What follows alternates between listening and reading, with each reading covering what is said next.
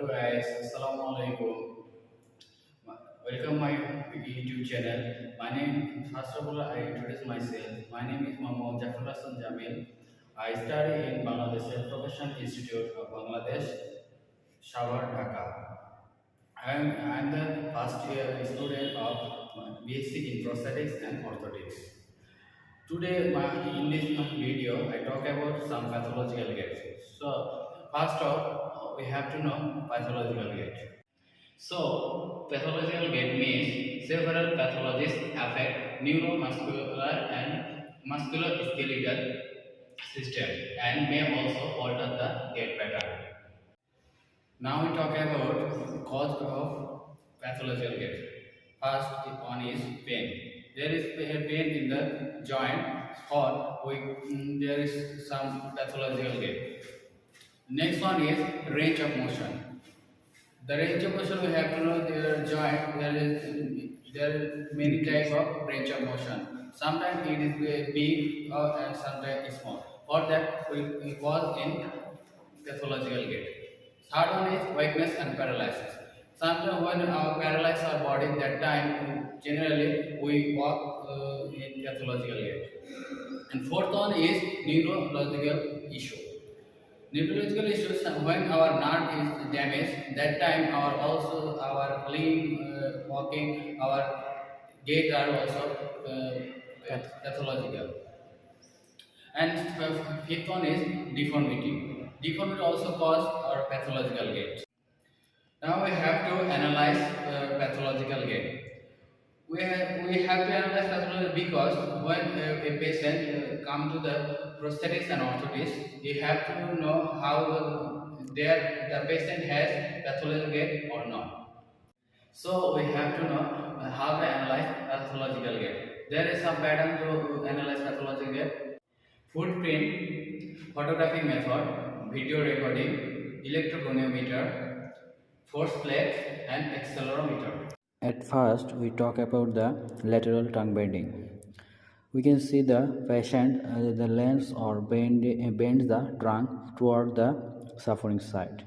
It is happened in the eastern phase. That time is the single limb support. Now we talk about the possible causes of lateral tongue bending. Hip pain, hip abductor weakness, hip dislocation, abnormal hip joint, wide walking base, and unequal leg length.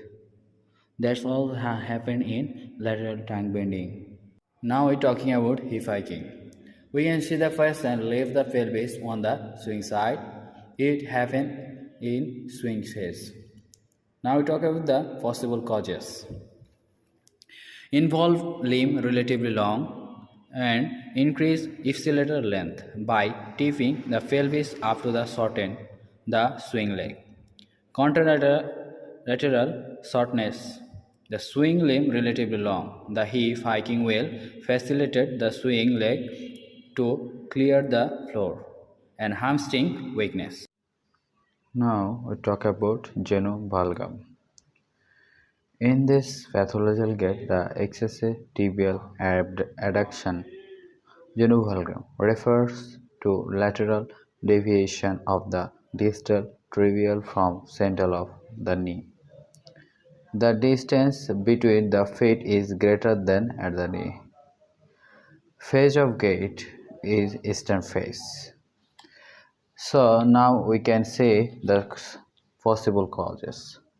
Loss of structural integrity of the knee, mediolateral harvesting of quadriceps power imbalance, calcaneo valgus, tibial or femoral shaft malignment. Now we talk about posterior trunk bending. We can see the patient hyperextend or move the trunk backward. It's happen in the face, heel strike to the left stance. We can see some possible causes. Hip extensor's weakness, hip extensor spasticity or hip flexure weakness during early in swing phase. Knee alkylosis and spasticity during early in swing phase. Now we talk about scissor gait. It results from spasticity or bilateral abductor muscle of hip. One leg crossed directly over the other with each step like crossing the blade of a scissor. For example, cerebral palsy. We can see this pathological gait in cerebral palsy. Now we talk about circumduction. In the circumduction, the limb follow a lateral curve path or swing outward. It is happen in swing phase. There are some possible causes, like involved limb relatively longer and hip flexure weakness. Now we talk about foot drop or slapping it. This is due to dorsiflexion weakness caused by paralysis of common peroneal nerve. There would not be normal heel strike. Instead, the foot comes in contact with ground as a whole with a slapping sound. So it is also known as a slapping gait. Now we talk about short shuffling and festinate gait. It is happen on basal ganglia. Normal function at basal ganglia are control of muscle tone, planning, programming of normal movement, control of associated movement like reciprocal arm swing. Typical example for basal ganglia lesion in Parkinsonism. Because of rigidity, all the joint will go for a flexion position with spine stopping forward. Place the center of gravity anteriorly. That's happen in short shuffling or festinate gait. Now we talk about hemiplegic gait. With spastic pattern of hemiplegic leg, hip into extension, adduction and medial rotation, knee in extension, ankle in drop foot with ankle plantar flexion, and in a inversion, which is present during both stance and swing phase. Hence, the gait is known as circumductory gait also.